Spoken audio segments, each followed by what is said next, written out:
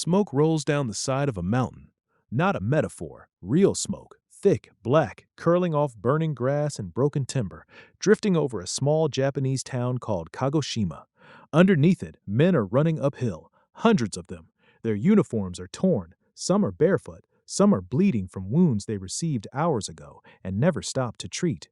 In their hands are swords, polished, ancestral, centuries old, swords that have been passed from father to son through generations that predate the country they are now charging into.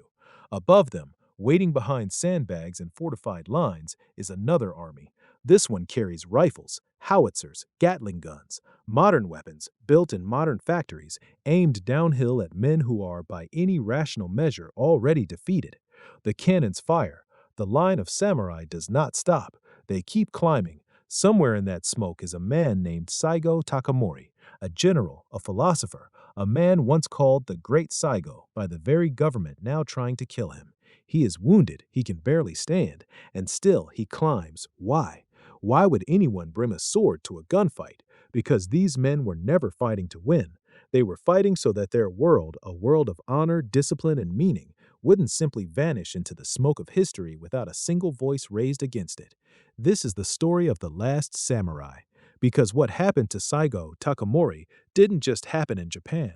It happens in smaller and quieter ways to every generation that believes the world it was raised in will last forever. Let's go back 250 years. To understand how something dies, you first have to understand how it lived. 250 years before the smoke on that mountain, Japan was ruled by a class of men most people today only understand through movies, the samurai.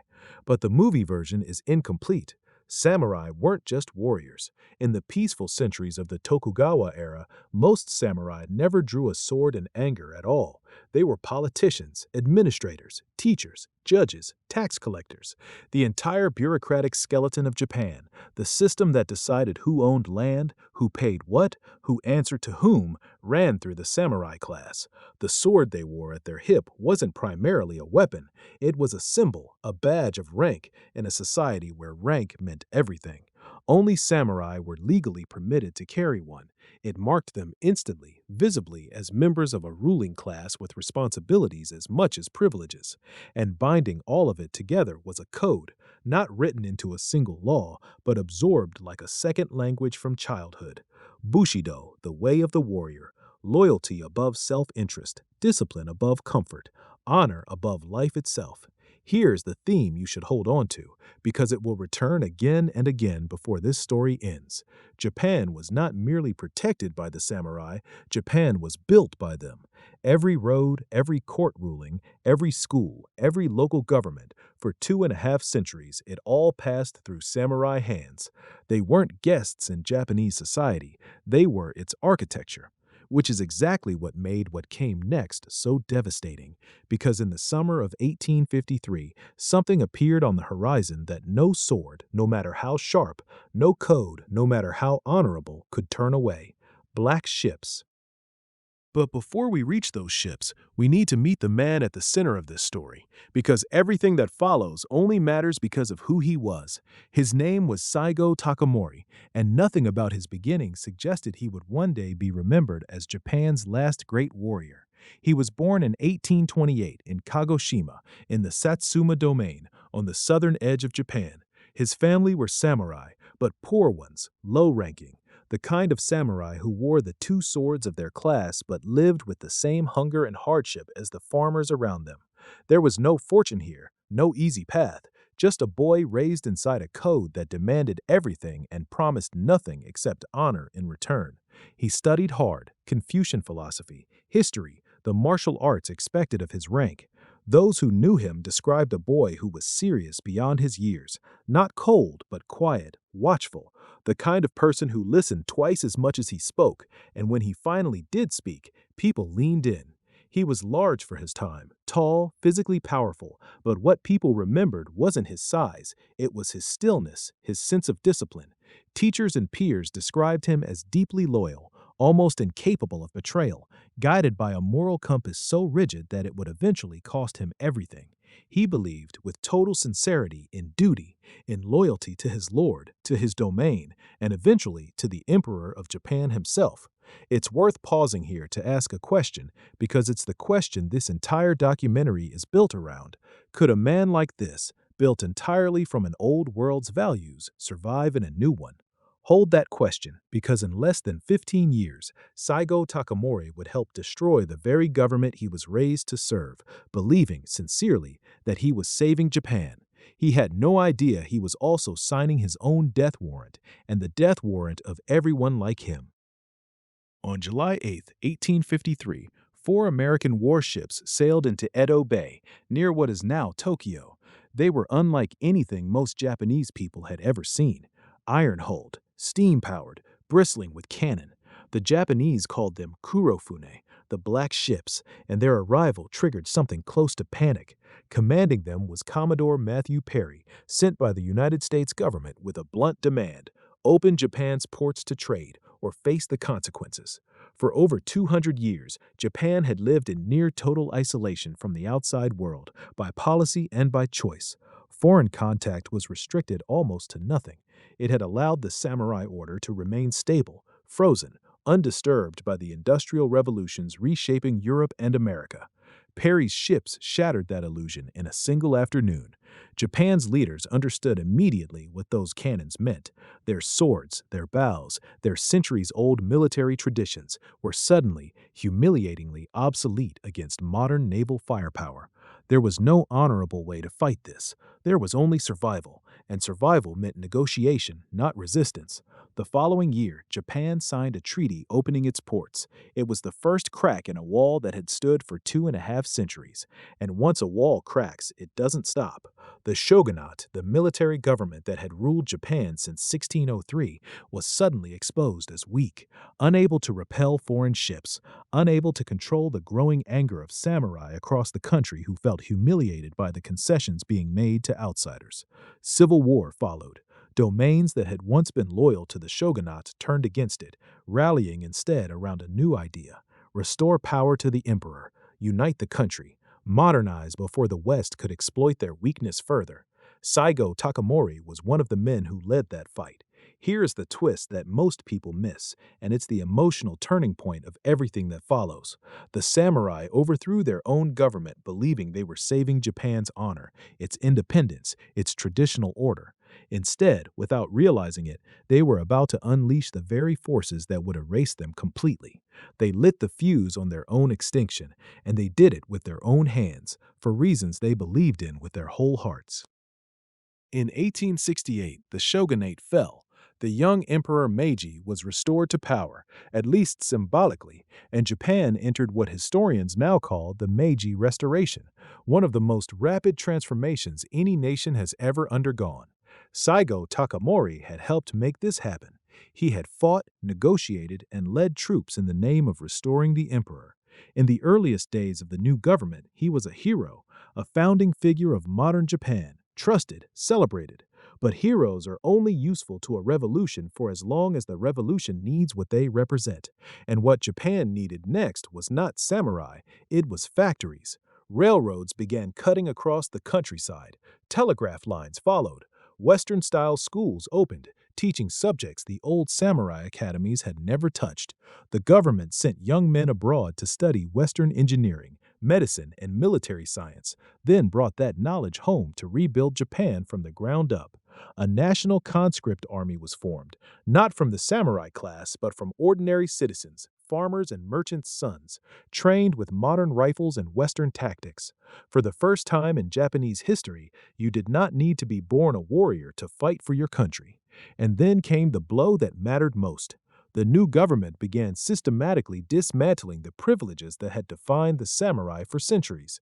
Their hereditary stipends, the payments that had sustained samurai families for generations, were phased out and eventually abolished. Their exclusive right to bear arms was stripped away, and in 1876, the government passed the Heitorei Edict.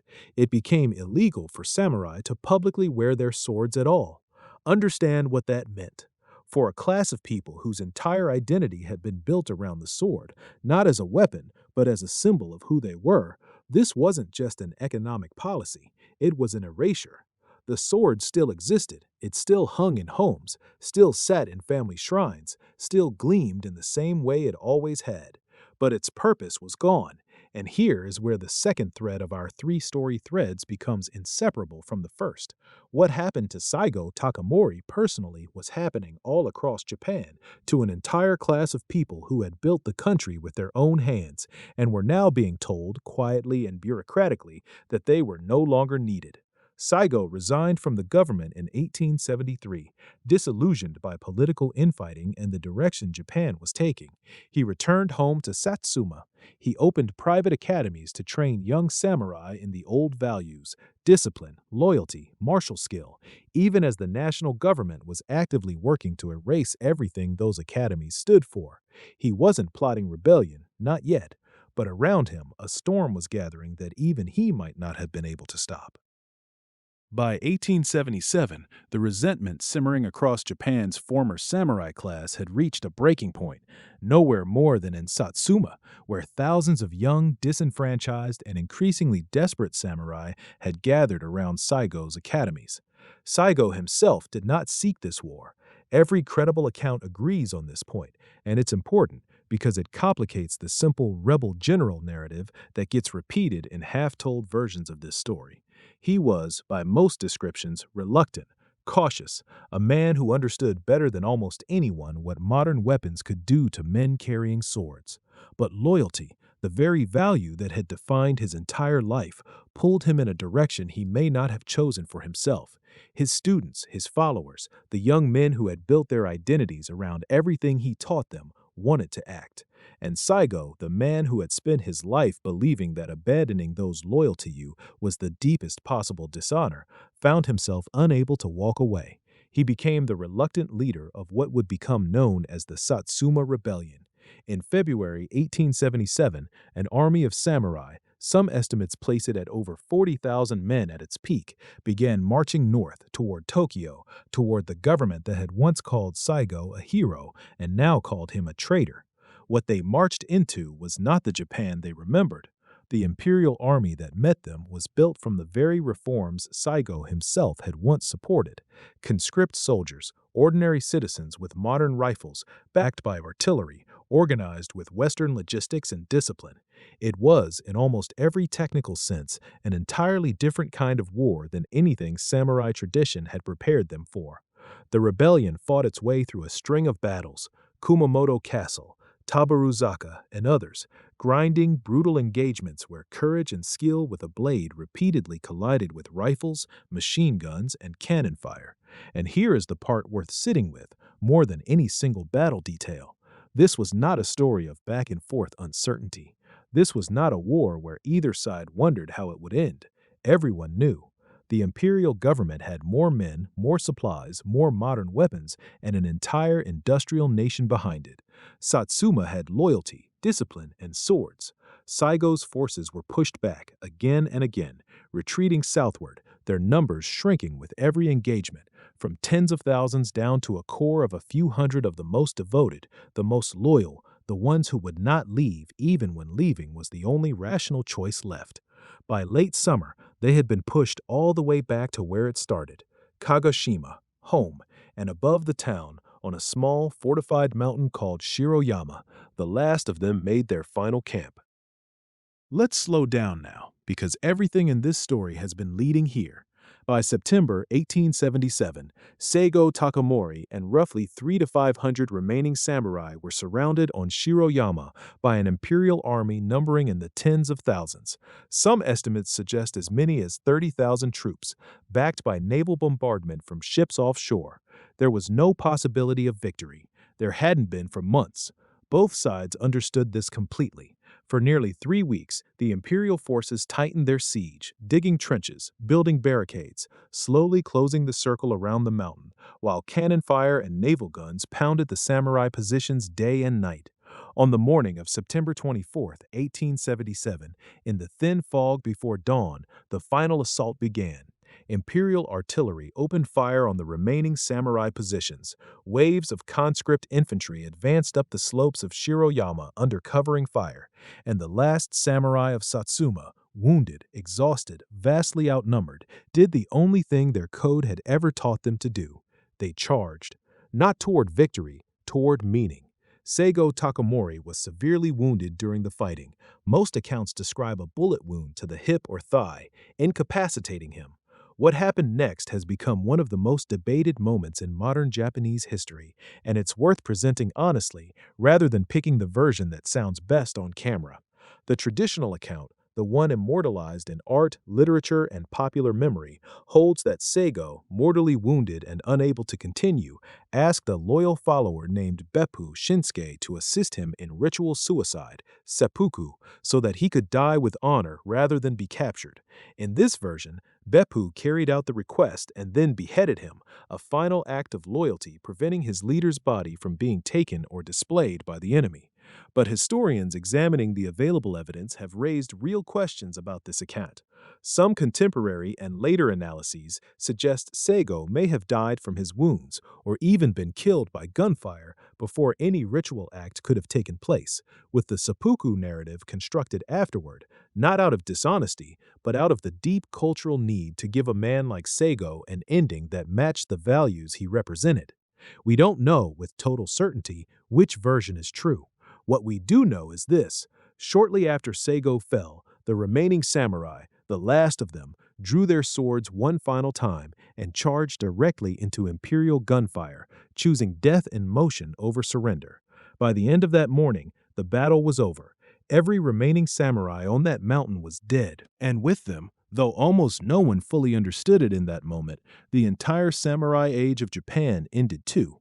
Not in a peace treaty, not in a formal decree, but in the silence that fell over a smoking mountainside once the gunfire finally stopped. Today, if you travel to Tokyo, you'll find a city that would be unrecognizable to Saigo Takamori. Bullet trains slice through the countryside at nearly 200 miles an hour. Neon signs stretch up the sides of buildings taller than anything imaginable in the 1870s. Japan stands today as one of the most advanced, most prosperous nations on Earth, a direct descendant of the very transformation that made men like Saigo obsolete. In a quiet museum in Kagoshima, not far from where Shiroyama still rises above the city, a katana sits behind glass, polished, preserved, beautiful in the same way it always was. People walk past it every day. Some stop. Most don't. The sword survived. The samurai did not. Every civilization believes, at least quietly, that its traditions will last forever, that the values it was built on are permanent fixtures of the world, rather than temporary arrangements that history can dissolve without warning. And then, one generation discovers, sometimes gradually and sometimes all at once, that the world it depended on simply doesn't need it anymore. The samurai ruled Japan for nearly 700 years. It took barely 2 decades to unmake them completely. Some worlds don't collapse overnight. Some disappear one law at a time, one stipend canceled, one sword ban enacted, one academy closed, until the people who built an entire civilization wake up one day and realize there's no longer a place for them in it. Saigo Takamori believed he was fighting for Japan. History remembers him because he was fighting for something even more fragile, a world that had already begun to disappear, one quiet decision at a time, long before the first shot was ever fired on Shiroyama. If you'd like more stories told like this, subscribe. Thank you for watching.